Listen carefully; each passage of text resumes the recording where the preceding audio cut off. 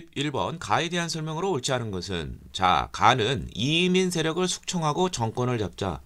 자, 이민을 제거하고 정권을 잡은 사람은 최충원이죠.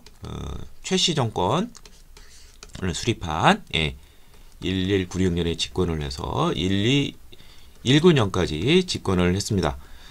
자, 최충원은 전 전임 이민 전에 그 경대승이 설치했던 이제 사병 이 도방을 다시 재건을 해서 신변보호를 했고요. 그 다음에 이제 삼별초라는 것은 이제 나중에 그 아들인 최후가 이제 설치한 것이죠. 두 개의 사병 조직이고요. 최고 권력기구로 교정도감을 두었죠.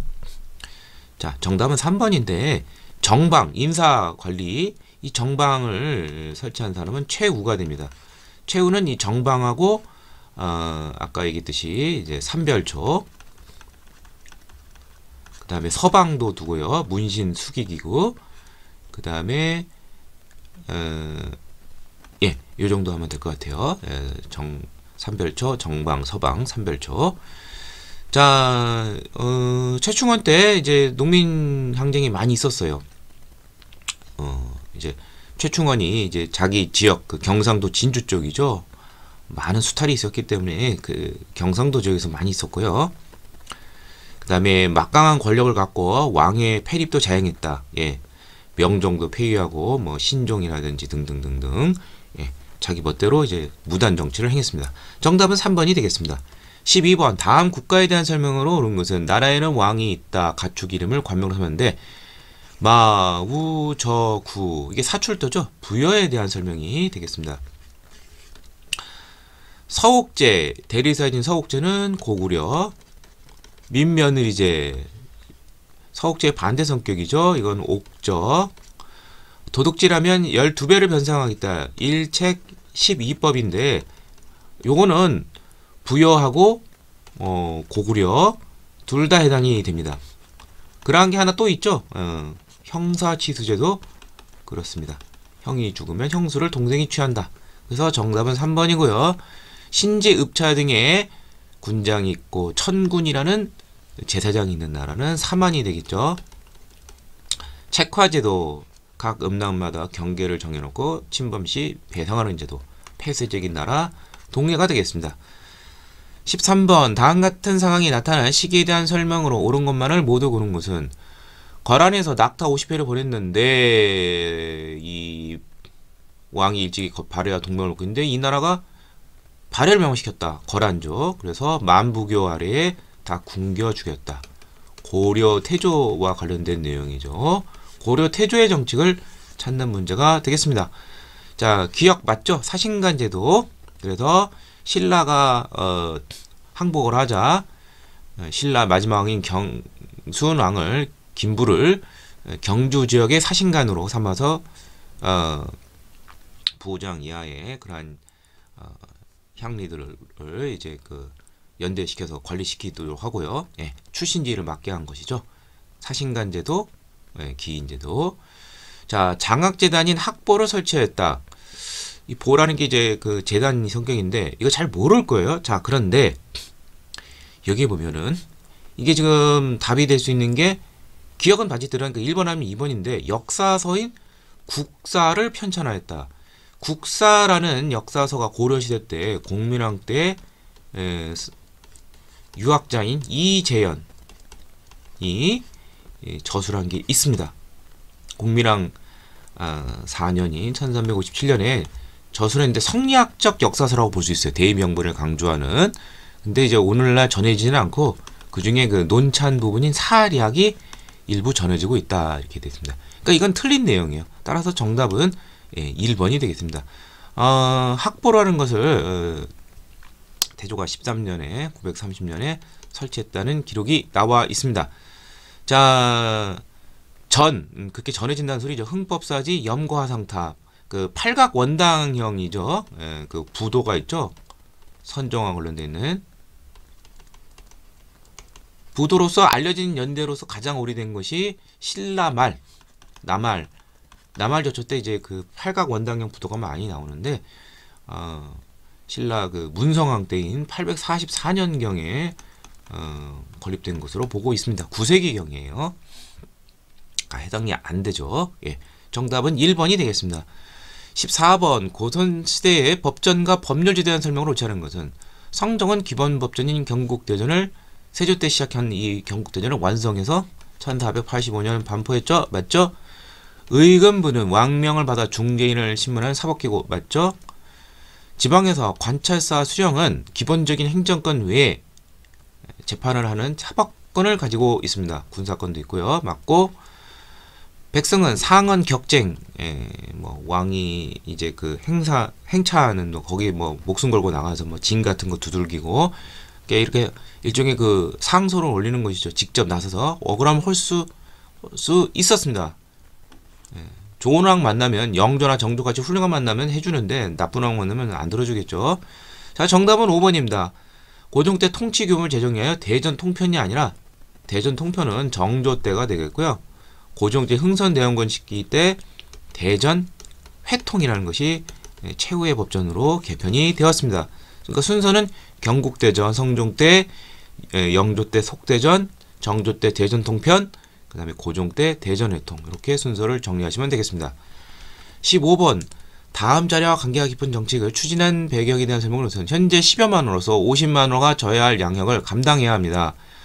한 집안에 비록 남자가 4, 5명 있어도 모두 군역에서 벗어나지 못합니다. 뭐 황구첨령 이 군역의 폐단 그래서 나온 것이 바로 균역법이 있죠. 영조 때 이거는 이제 간필론을 받아들인 것이 있죠. 예, 양역 부담을 장정 2인당 1인당 2필이 1년에 2필 내던 한 필로 줄인 것이죠.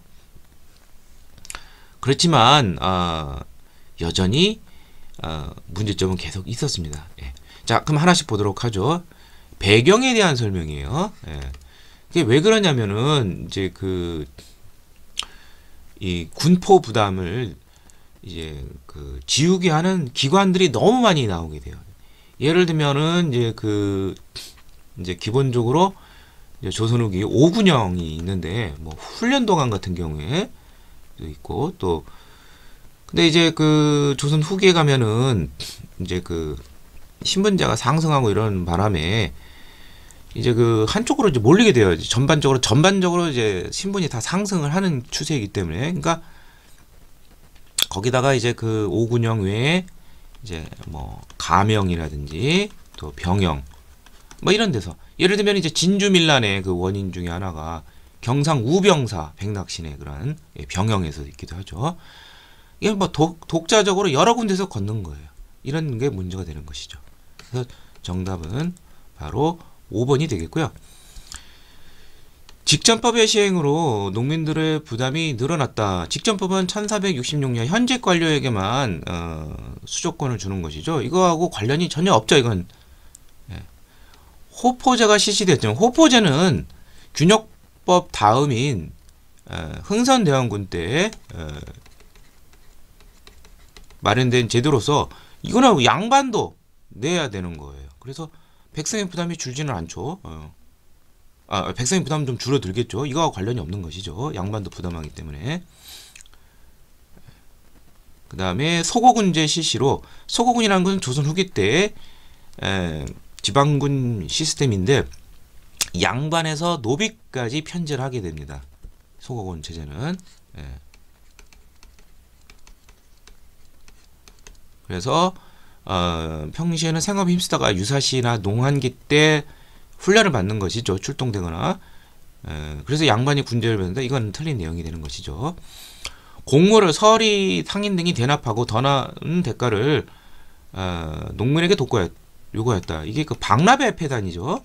이거는 군역이 아니라 이거는 공납과 관련된 것이죠. 그 폐단이 되는 것이죠. 이거는 이제 대동법으로 해결하게 되었습니다. 정답은 4번이 되겠습니다. 16번 다음 역사서에 대한 설명으로 옳지 않은 것은 자 이승유가 고려말 충렬왕 때 적은 황제 이건 해동 우리의 그런 역사가 되는 것이죠. 중국과 우리나라 역사들을 운이라고 되어 있으니까 운유시 형식으로 서술한 거 맞죠? 이승유 고조선부터 시작을 하죠.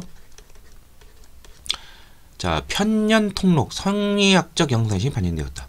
이게 정답이 되네요. 자, 편년 통록이라는 것은 이제 그 김관이라는 사람이 고려 중기 의종 그 무신정변이라는 시기, 그러니까 12세기 경에 편찬을 한, 오늘날 전해지고 있지는 않아요. 고려 왕실의 가계, 그 왕건의 그 이전부터 시작을 해서 이거를 정리한 것인데, 성리학적 역사인식하고는 전혀 관련이 없습니다. 성리학이 들어오는 것은 13세기 말이에요. 그리고 성리학적 역사는 앞서 문제 나왔지만 아까 공민왕의 고려 국사라는 책이 있었다고 그랬죠. 이재현의. 아니면은 이것보다 더 먼저 성리학적 그 강목체 역사서로서 1347년 충수강 때 민지라는 사람이 편찬한 본조 편년 강목이라는 책이 더 효시라고 볼 수가 있습니다. 이거는 아니죠. 정답은 2번이고요. 이규보의 동명왕편. 자, 고려가 성인의 날의 이름을 알리기 위해서 편찬을 한 것이죠. 그래서 그 고구려의 역사를 이제 볼 때 위대한 성인이 세운 나라다. 그다음에 동국사랴 권근, 이 사람은 이제 유명한 성리학자이죠. 조선 성리학과 관련되어 있는데 고려 야말 여초에 그런 성리학자인데 여왕을 여주로 폄하한 것이, 그러니까 이런 건 몰라도 확실한 걸 찾으면 돼요. 그 다음에 상국유사 이련의 신라 역사를 상고, 중고, 하고 이렇게 나누고, 삼국사기가 상대, 하대, 중대 이렇게 나누고 있다는 거 구분해서 알아두시길 바랍니다. 17번, 다음 근대 문물과 관련된 설명을 옳지 않은 것은 1883년 최초의 근대신문인 한성숭보가 방문국을 통해서 발간이 되었죠. 자, 1898년 최초의 고대식 벽돌 건축물인 명동성당이 완공이 되었다. 자, 고대식 벽돌 건축물로 명동성당이 완공이 된 게 이 연도는 맞는데 최초라는 말은 틀렸어요. 최초로 된 것은 1892년 서울 중구 중림동, 오늘날 이제 서울역에서 좀 가까운 쪽이죠. 이쪽에 있는 약현성당이라는 곳이 있습니다. 여기가 이제 최초의 고대식 건축물이다. 이렇게 이해하시면 되겠습니다. 그래서 정답은 2번이고요. 최초의 전차가 서대문과 청량리 구간에 운행이 된 게 있죠. 한성전기회사와 관련이죠. 이 전차 발전소를 세우고 전등갓을 했고, 경인선 1899년 노량진에서 제물포까지 하고, 이어서 일본이 경부선 너일전쟁 중에 경의선 등을 개설을 했습니다. 정답은 2번이 되겠습니다. 18번, 다음 내용을 제정된 시기순으로 옳게 다른 것은 일제 치안유지법 1925년이죠. 문화통치기 이렇게 생각하시면 되겠고, 국가총동원법 1938년 한국신민의 민족말살기 있죠. 경찰범 처벌규칙, 범죄 직결례, 이거 무단통치와 관련되어 있는 거죠. 헌병경찰통치, 또 조선태영령, 다 같은 해인 1912년이 되겠습니다. 그 다음에 조선 사상범 보호관찰령, 보호관찰도 꼭 센 것이긴 하지만 예방점에서 구금하는 건 더 센 것이죠. 자, 이게 1936년이고 미리 구금하는 것은 1941년이 됩니다. 따라서 순서는 경찰범 처분 규칙부터 시작을 하겠네요.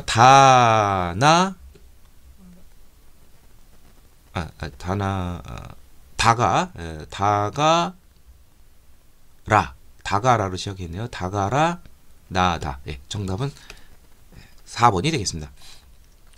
19번, 가에서 말을 옳게 연결한 것은, 자, 이곳은 3.1운동 쯤에서 여러 임시정부가 난립하게 되는데 그 중에서 이제 주된 3개, 이게 나중에 이제 이제 상해에 있는 이제 대한민국 정부로 통합이 되죠. 1919년 9월에 가장 먼저 생긴 것은 노령 연해주 쪽에서 대한국민의회, 그 다음에 상해 임시정부, 그 다음에 한성정부가 이제 서울에서 이제 됐죠.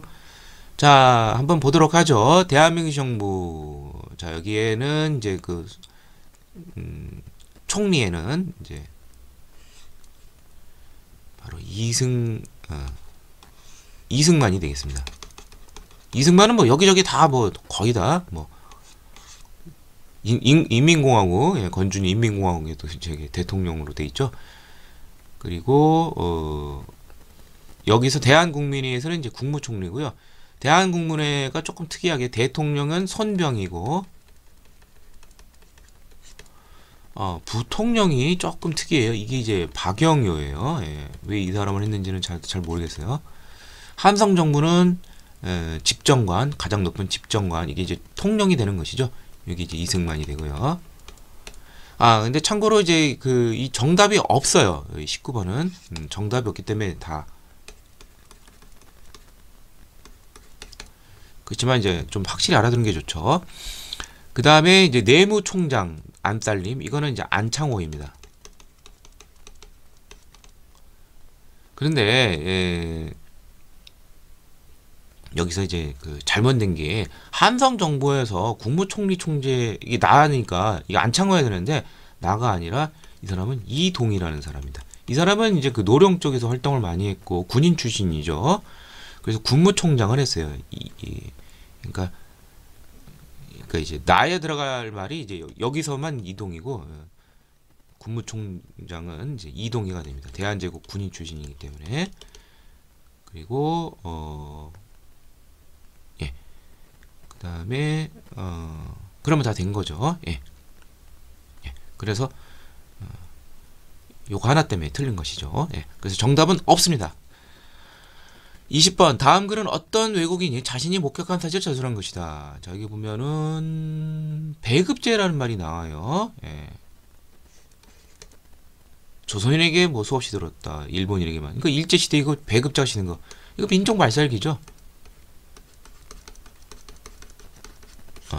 민족 말살기, 이른바 인적 물적 수탈을 감행하는 총동원 체제. 이게 총동원령이 떨어지는 1938년 중일 전쟁의 배경 속에서 그 한 해 1년 전에 있었던. 그 다음에 사상적으로는 황국 신민화 정책. 그래서 황국 신민의 서사 뭐 이런 거 막 맹세하고 막 그러죠. 1937년부터 중일 전쟁의 배경 속에서. 자, 인적 물적 수탈. 자, 하나씩 보도록 하죠. 조선 식산은행령을 공포하였다. 식산은행은 이제 동양척식 주식회사와 관련이 되어 있죠.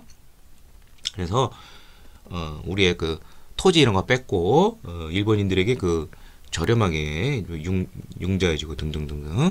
이게 일단 잘 모르더라도 1910년대라고 알아두시면 좋을 거예요. 그냥 헌병경찰제 CC. 이건 뭐 당연히 한일 병합 이후 삼미진식계획 1920년.